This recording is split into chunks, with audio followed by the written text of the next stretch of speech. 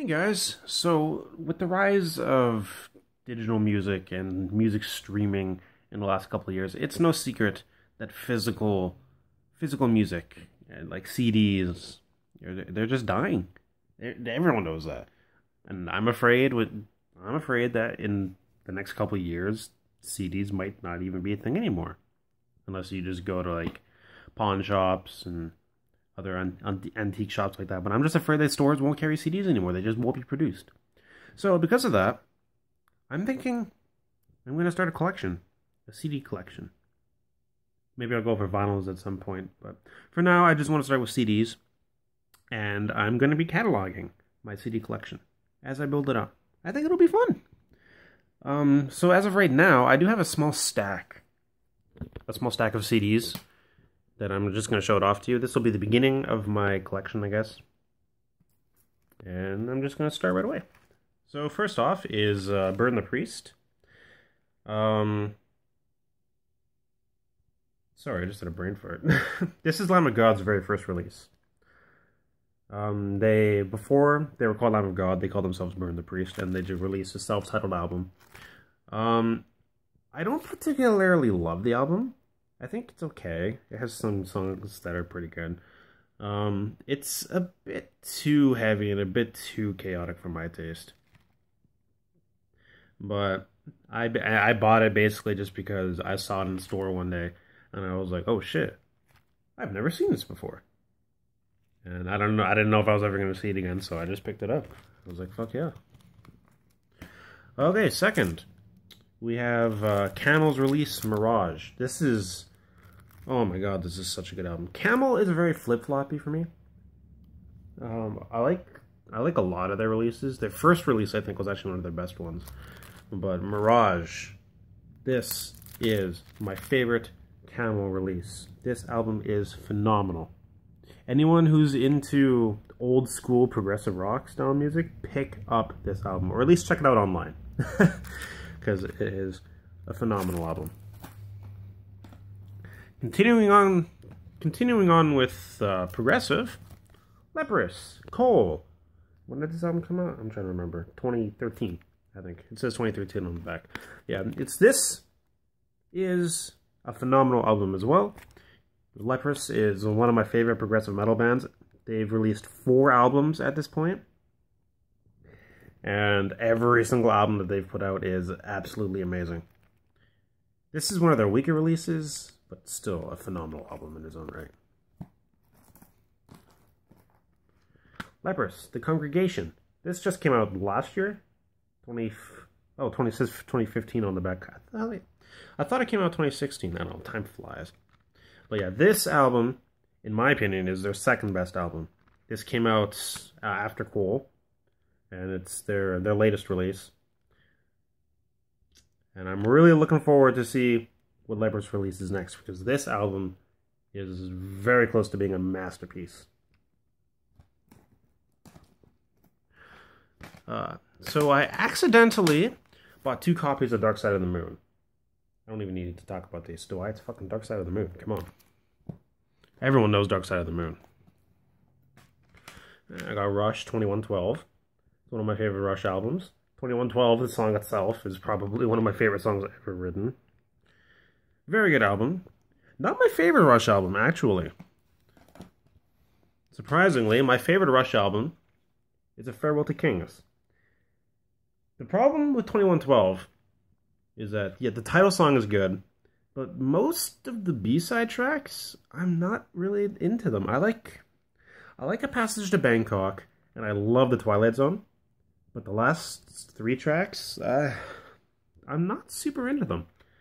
A Farewell to Kings, however, every single track on this album is so good. There's not a single bad song on this album, and I think that's the only Rush album that's actually done that for me. Like, I like a lot of Rush albums, but I don't think a lot of them are amazing. I think a good Rush album to put into my collection after this would probably be Hemispheres. That would probably be the next Rush album I'd want to pick up, if I were to pick one up. Okay, so this has a little bit of a story behind it. Back in my teenage years, I used to love Skillet. They were one of my favorite hard rock bands. Nowadays, not so much, but I still kept this album because if you can see, it is personally been signed by every band member at the time. I went to go see Skillet live once when they came to my city, and I got to meet the band, and they signed the CD for me.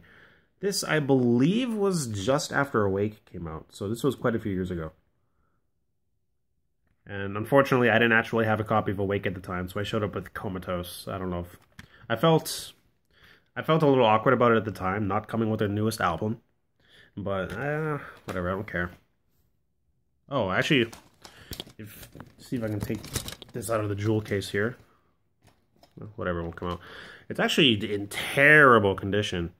I was, the place I was living at a while ago, I had all my CDs and all my crap at the time in the basement, and the basement got flooded in a storm, and I lost so much shit. Like, my stack of CDs I have right now is nothing compared to what I used to have. This and the next CD I'm about to show you are the only ones I actually kept from that storm, because these two have a little bit of a story. And the others were just whatever, they were ruined. Nothing special about them. Alright, this next CD, this is a band called Soul Sanctuary. And it's called, move my hands here, it's called Afterlife. Again, not a band I'm particularly into nowadays. I used to be, back, as a young teenager, into anything that sounded heavy. This is kind of like, I haven't listened to it in years, but from what I remember, it's kind of like a basic, edgy, hard rock metal kind of album. This was a band I found online, and I asked them, they were super underground, and I asked them if they sold any records up in Canada, because I've always been into buying physical. And they said, no, I'm sorry, we don't actually sell up in Canada. We only sell in the US, I think it was, or wherever they're from. But they actually offered to send me this for free. And they even signed it for me. And all I had to do was kind of just spread them around a little bit, share their music, tell people about it. So I think I posted about them once on my Facebook. That was it. But yeah, they sent me the album for free, and they signed it for me. And I still think that's really cool that they did that. So I'm still keeping the album, even though I'm not particularly into it anymore. Now, I'm kind of sad that I only have one album from Thousand Foot Krutch, because even still today, they are one of my favorite rock bands. I love TFK to death. This, if you can tell already, is called Phenomenon. This is one of their better releases, one of their earlier releases. This is their third album, I think. Yes, their third album, if you count. They had a bit of a weird release originally. I don't remember what the name of the original album was, but they re-released their first album with some new songs. And a lot of people kind of generally consider the re-release to be their first album, but I don't know, it depends. But yeah, this is a really good album. This the older TFK had more of a rap style to the music, was more kind of nu metal-ish. And the further down the line they got, they became more just hard rock, general hard rock kind of stuff. And Phenomenon was probably the best mix between the two. After Phenomenon, they dropped the rap and the nu metal completely after Phenomenon. So if you're into that kind of mix, kind of music, then I would say check it out. Also, they're a Christian band. You should keep that in mind if that changes your opinion. Look, which it shouldn't. Whatever. Okay. Now, anyone who knows me knows that I love Tool. Tool, no surprise, my favorite band. This was their very first release. Well, no, they had a tape they released that had a demo for Sober, I think. I don't remember if that came before this. But this is an actual official EP that they released before their first album. And it's okay. I'm actually not really into this release much. It's really heavy, and it doesn't sound anything like Tool. It doesn't even sound like Undertow Tool. It's just really like hard rock metal kind of stuff, and it's okay. I just bought it because I was like, oh hey, it's Tool. I love Tool, and I want to support Tool. And I've never seen this again in stores. the first time I saw it. I've never seen it again since then. So yeah. Oh, by the way, it's called Opiate, and it has a really cool picture. Even back then, Tool was really into trippy shit. Next, no surprise, Tool Undertow, their first official LP.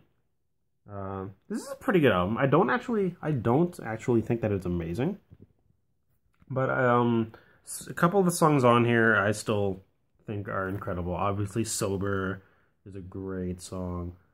Flood is one of my favorite Tool songs. Bottom's a great song.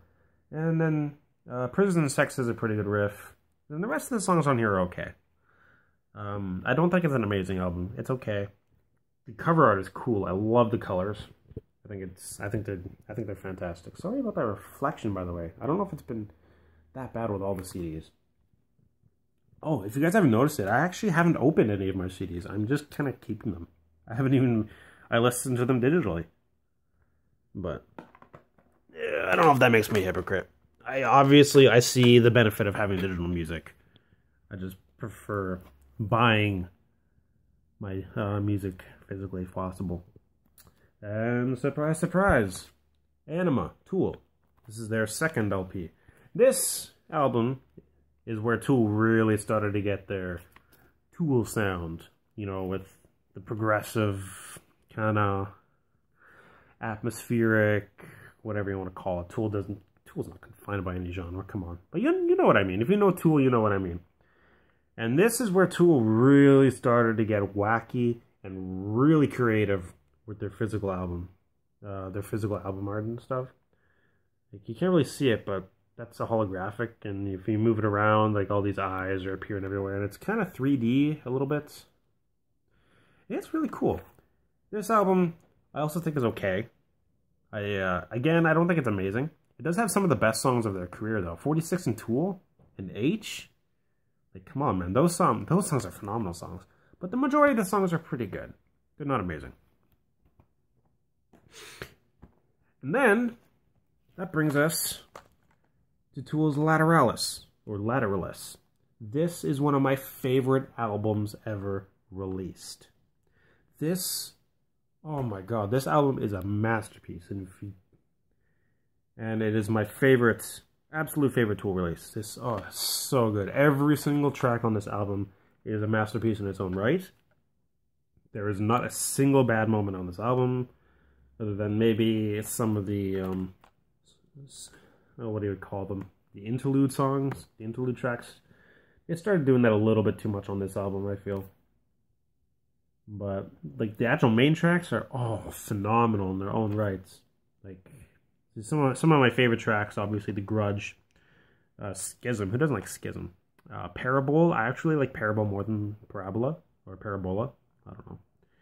But Parable is a good song. Reflection. Reflection is actually my favorite Tool song, believe it or not. I hear a lot of people talk about Reflection, saying, oh, they think it's a little too weird.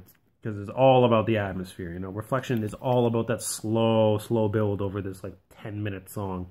But, oh my god, I cannot get enough of Reflection. It's my favorite Tool song. And this is the last of my collection right now. And surprise, surprise, it's 10,000 Days. This, physically, is probably their coolest album release. I'm not going to open it up because I still have it sealed. But if you open it up, and there's all these pictures, like these weird, trippy pictures.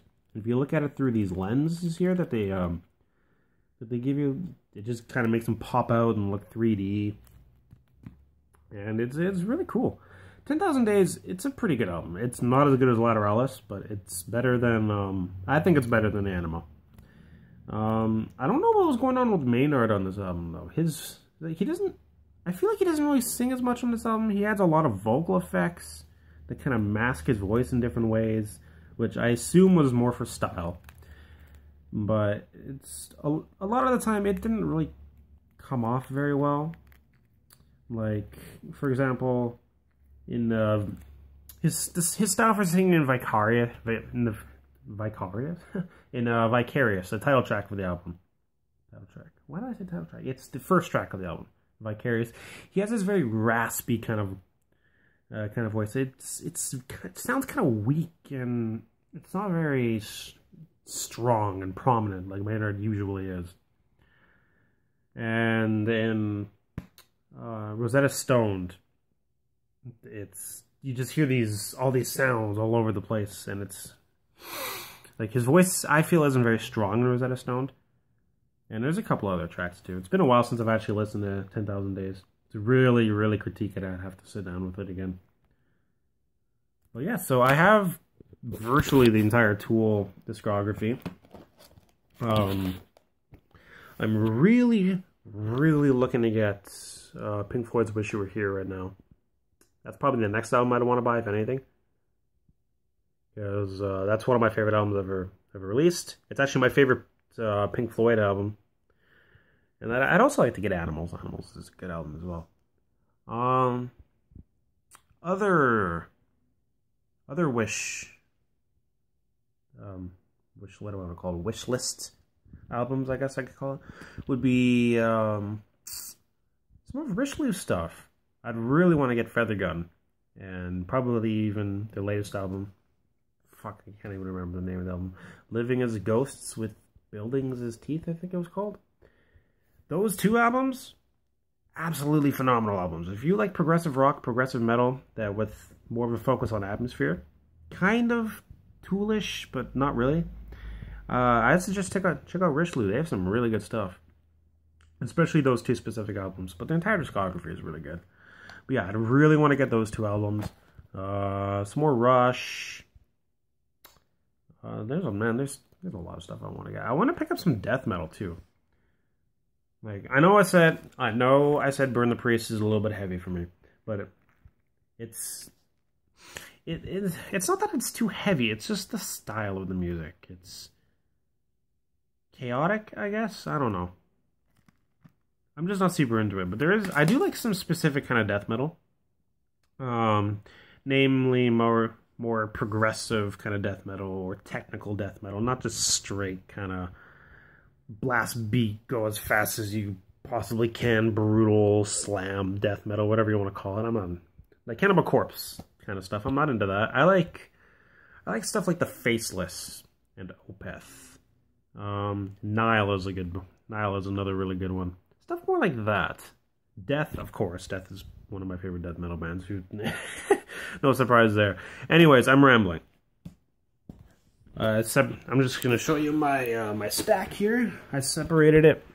Well, let me actually turn this around. Well, let me turn it around. Really? Okay. Let's do this. I kind of separated it into two stacks here. Let me just... Ah!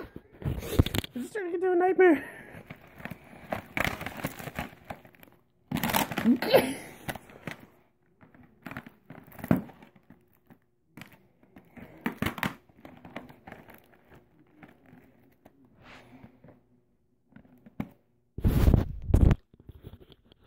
Let me just show you my stack of CDs. So that's all the CDs I own right now. Don't mind the closet in the back and the messy crap. I'm hoping to really build this up over the next months, years, whatever. Because I want to support physical media, physical music specifically.